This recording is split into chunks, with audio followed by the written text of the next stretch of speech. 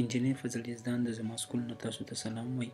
زه امید ساتم الله تعالی په فضل و کرم سره به تاسو ښه او خوشحاله یئ.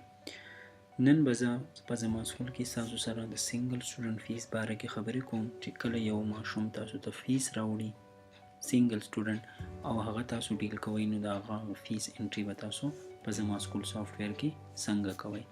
ټولو نه اول به فیس ماډیول ته موږ راشو. دلته کې به موږ راشو سنګل سټوډنټ فیس ته.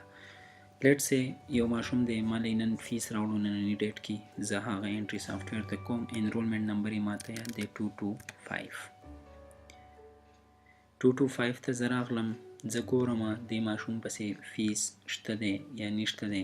کلیکټ فیس زه ووایم که ډیوز پسې نه وي دلته دا میسیج موږ ته شو کو دیر آر نو ډیوز اگینسټ دی سټوډنټ. لیټ سي بل ماشوم دی ماته انرولمنټ نمبر یاد دی 344. دنه زه پیسې اخلم. زه به راشم کلیکټ فی ته د بسې 4500 دي. دلته دې زه لیټ سي زه اخلم 3000 1500 دلته کې ریمین کې پاتې شوې دي. 1500 کې ورته زه 500 ایڈجسټ کوم. اوس دا 4500 ټوټل دي. 3000 تی ما واغستې 500 مې ایڈجسټ کړي ریمینینګ 1000. دا 1000 به د نیکسټ منث په فیس کارت کې په د بسې as a previous dues راځي. let's say click on collect fee collected successfully. زه receipt 1 ته راشم. زه وګورم اپریل په میاشت کې د بسې 4500 وي.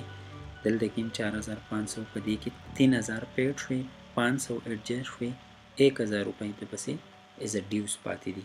کله چې زه د باندې د مئی فیس اپلای کوم دا 1000 به په دې ایریل فیلډ کې راغلی وي. نو د دې ویډیو مقصد سمپل چې کله هم تاسو سنګل سټوډنټ فیس ډیل کوئ هغه تاسو فیس ته کلیکټ کوئ نو په دې طریقه باندې به تاسو د سنګل سټوډنټ فیس کلیکټ کوئ. بیا د دغه سنګل سټوډنټ تاسو ټرانزیکشنز ګورئ.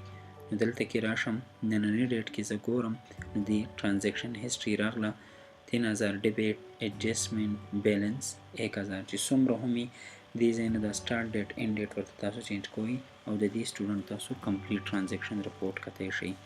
زه امید ساتم دې ویډیو ټوټوریل نه پس به تاسو په زما سکول کې په اسانه باندې د سنګل سټوډنټ فیس کلیکشن کولی شئ.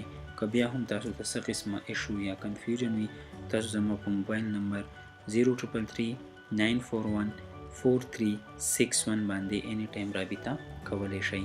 دې نه علاوه تاسو په پی ټي سی ایل نمبر 0946-724-295 باندې هم رابطه کولی شئ.